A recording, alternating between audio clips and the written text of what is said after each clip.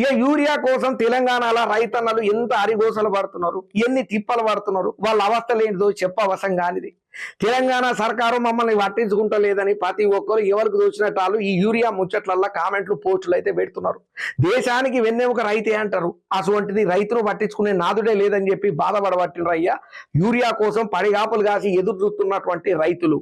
ఇక యూరియా కోసం తెలంగాణలో రైతులు పడుతున్నటువంటి అవస్థలు గత కొద్ది రోజుల సంది మనం సోషల్ మీడియాలోనైతేనేమి, వార్తలలోనైతేనేమి, పేపర్లలోనైతేనేమి చదువుతూనే ఉన్నాం, చూస్తూనే ఉన్నాం, ఇంటనే ఉన్నాం. చిన్న సన్నం కాదు రైతులు పడే అవస్థలు. ఈడ ఆడనే కాదు, యాడ చూడు యూరియా కొరత బాగానే అచ్చుడితోటి బారులు తీరిన జనాలు చెప్పులను పెట్టుకొని కూడా లైన్లలో నిలబడాల్సిన పరిస్థితి ఏర్పడేది. కొంతమంది అయితే అవస్థల పాలవుతున్నారు.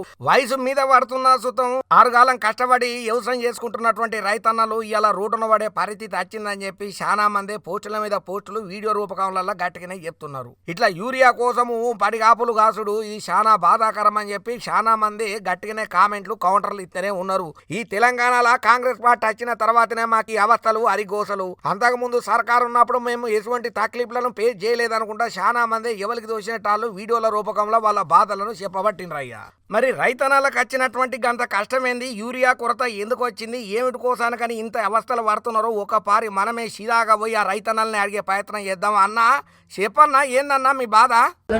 ఇప్పుడు ఇంతకుముందు ఈ గవర్నమెంట్ ఉన్నప్పుడు ఇంత ఇబ్బంది లేదు. ఈ కాంగ్రెస్ వచ్చినాకనే చాలా ఇబ్బంది అవుతుంది. ఎప్పుడు ఇన్నేళ్ల నుంచి లైన్లో ఎప్పుడు నిలబడి, ఈసారి ఫస్ట్ టైం నిలబడ్డాం లైన్లో. సీనియర్ సిటిజన్ లేదు, ఈ ఏజ్ లో మేము నిలబడి తీసుకోవాలంటే ఎంత కష్టం అవుతుంది. నాకు ఈరే దొరకలేదు సార్. మేము ఊరికి వెళ్ళి వచ్చాక 10-11 గంటలకు వచ్చాకే అయిపోతుంది. ఒకటే లోడ్ వస్తుంది, అది మనిషికి 2 ఒకటే ఇస్తున్నారు. ఇప్పుడు టైం మీద ఇప్పుడు అదురు మీద వేస్తేనే పంటకు చేను అవుతుంది.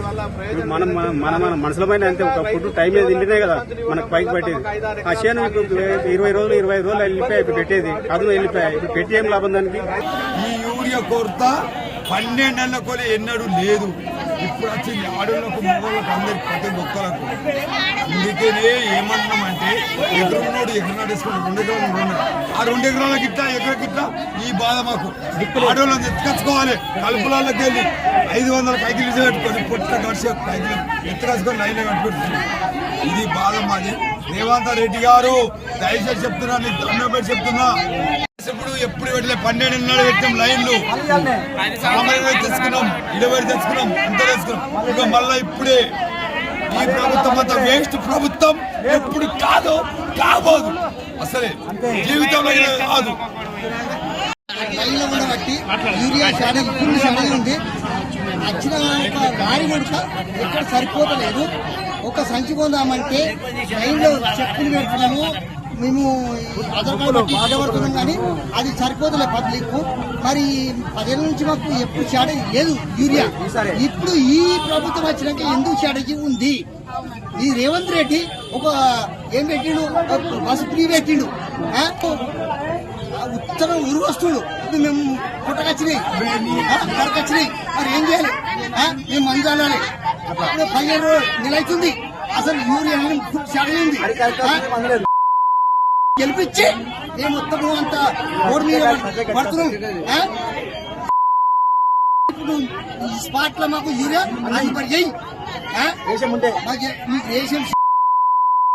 రాదుకో, మా ఇంటి గురించి కాదు, పబ్లిక్ అందరి గురించి చెప్తున్నాను నేను.